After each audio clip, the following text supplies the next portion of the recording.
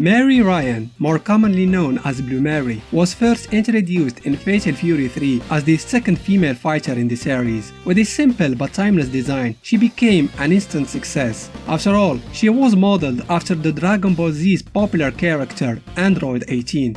Mary was the most requested character to join the King of Fighters roster since its early days, but didn't make the cut until its fourth installment, KOF 97, as a member of one of the most special and unforgettable teams composed with the most unlikely allies. But her participation to KOF has always a good motive behind it, which we will learn about by following the story of SNK's S-Class woman. Before diving into her backstory, as always, if you like this content, don't forget to subscribe and click the bell icon so you can be notified with every new video posted.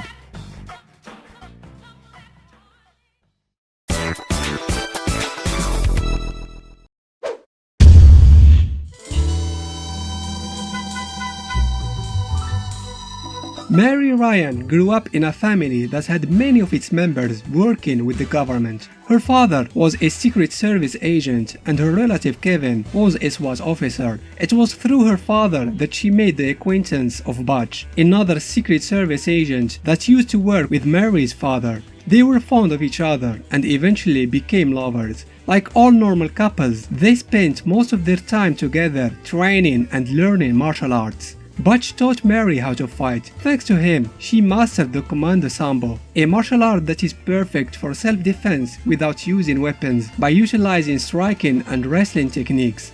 But as you may expect, their happy life didn't last for long. Mary's heart was broken one day when she learned that her father and Butch were both killed during a terrorist attack. Mary suddenly found herself alone. She remained depressed for a long time and was never seen smiling for a good chunk of her life. She eventually succeeded in overcoming her depression and going on with her life. With Butch's teachings, the leather jacket he gave her, and her faithful canine companion Anton, she decided to become a private detective to help stop crimes and villainous organizations under the nickname Blue Mary.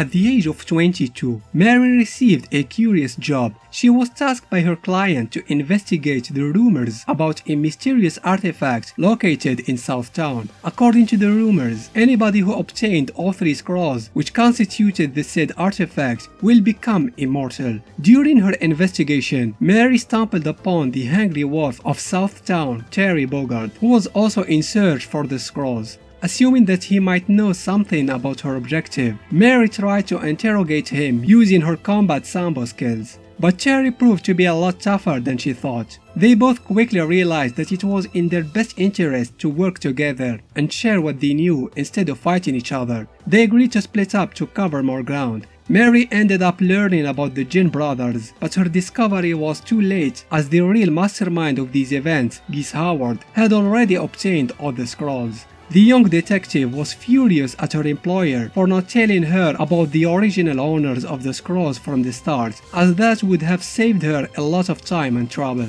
Still wanting to stop Geese's plan and help Terry out, Mary entered the King of Fighters tournament that the crime boss organized to settle scores with his enemies. Once it ended and Geese was confirmed dead, she took a well-deserved vacation to relax and have some sunbathing. Mary stayed in contact with Terry for the next 10 years, serving as his personal taxi most of the time, but as the good friend that she was, that didn't really bother her. Right before the Maximum Mayhem tournament began, she met him again at the Pow Pow Cafe with his protégé Rock Howard. She had no intention in participating to the tourney, but gathering with her friends and reminiscing about their past adventure was always a pleasure.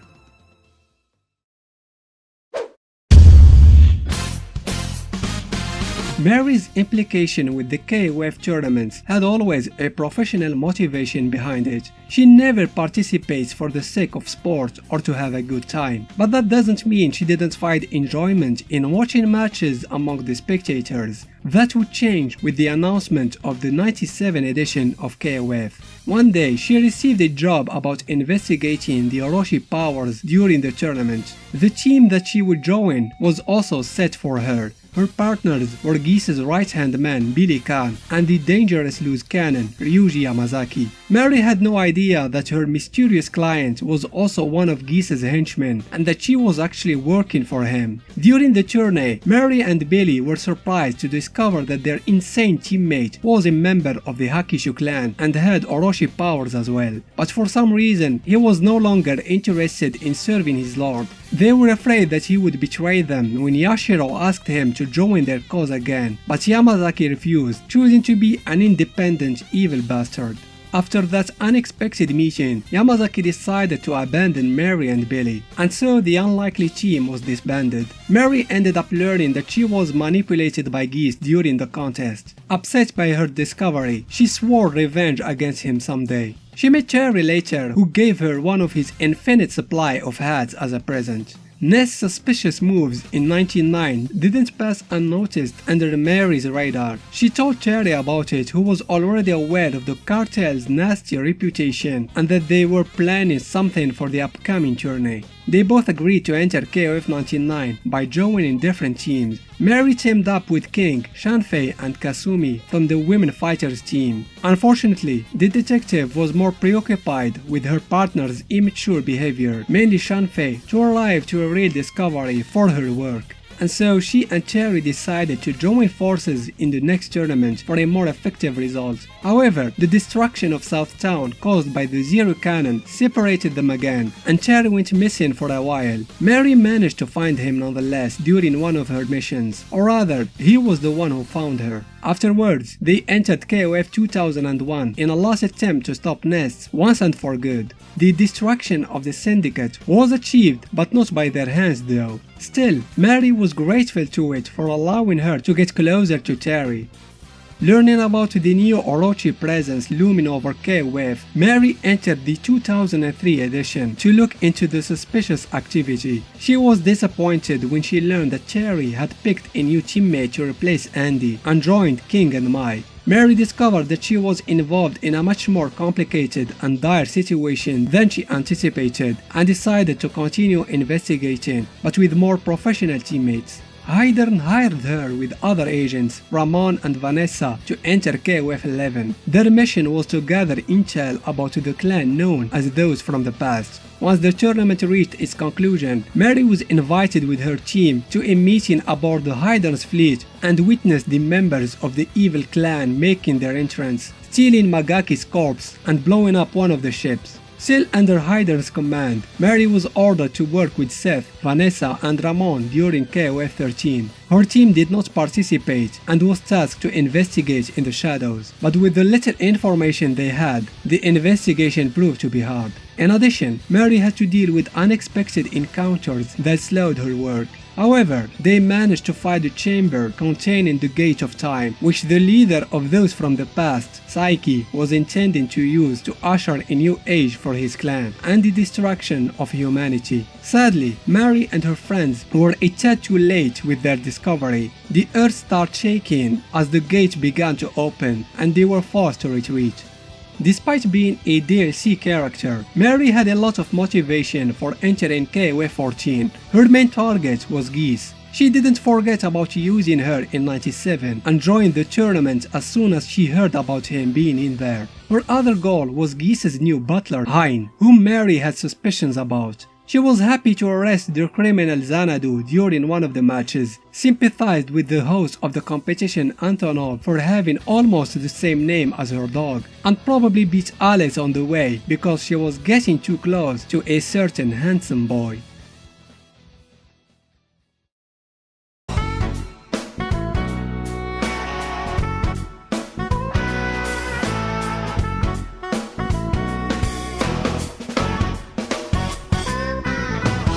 The Mary fights using Commando Sambo, a Russian fighting style that utilizes striking and grappling moves simultaneously. Her martial arts allows her to be a pretty versatile fighter. Mary has a strong kicking attack called Vertical Arrow, which serves as an anti-air and can be followed with a grappling move called Mary Snatcher. She has a counter technique to deal with aggressive foes, and an unblockable one to punish those who rely too much on their guard. Mary is one of the rare characters who can sidestep to avoid incoming attacks, and she can immediately follow that by her German suplex rear backdrop. Despite the appearances, Mary is surprisingly very strong physically and has no problem lifting and smashing giant opponents like Chang. Her super, Mary's Typhoon, even allows her to fly with her victim in the sky before crushing them on the ground, while her other super, Dynamite Swing, can work as an anti-air and also shows Mary's incredible grappling skills. Although her martial discipline literally means self-defense without weapon, she actually uses one. Mary doesn't shy from using her stun gun during matches to incapacitate her opponent. She surely doesn't fight fair. Her main weak point is her inability of using any kind of projectiles. She can struggle against zoners or fighters with long-range attacks. That being said, her charge move Slicer is a good option to catch her enemy by surprise from distance and allows her to pass under fireballs. Far from combat, Mary is a good baseball player. She also loves motorcycling, which makes her the second female biker in KOF.